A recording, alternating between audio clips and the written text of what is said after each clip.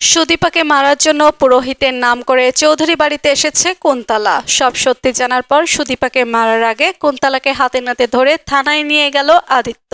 হ্যাঁ বন্ধুরা, আমরা এমনটাই দেখতে পাবো অনুরাগের ছোঁয়া ধারাবাহিকের আগামী পর্বগুলোতে। বিস্তারিত জানতে আমাদের চ্যানেলটি সাবস্ক্রাইব করে ভিডিওটি না টেনে শেষ পর্যন্ত দেখতে থাকুন।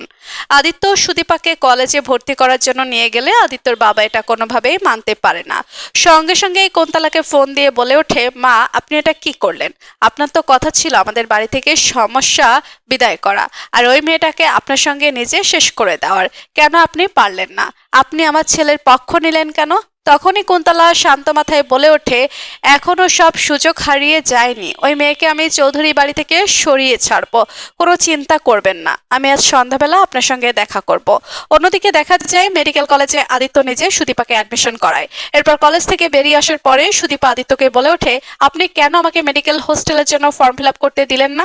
এতদিন আপনি আমার জন্য যা যা করেছেন তা অনেক, এখন তো আমার নিজের দায়িত্ব নিজেকেই নিতে হবে।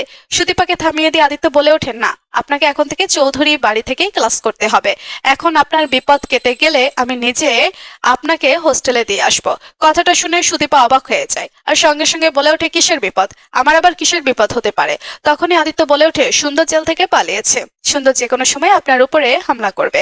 পুজোর মধ্যে সুন্দরের লোকেরা এই বাড়িটাও চিনে গেছে, তাই আপনাকে খুব সাবধানে থাকতে হবে।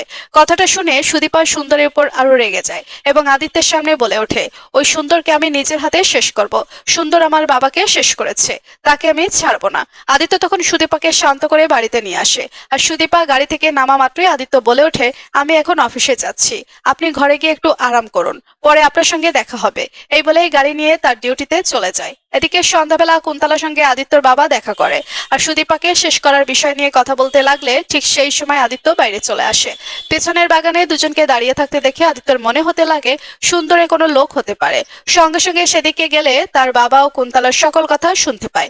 আদিত্য সেখান থেকে জানতে পারে তার বাবাও ভণ্ড সাধু মা সুদীপাকে শেষ করে দেওয়ার প্ল্যান করছে।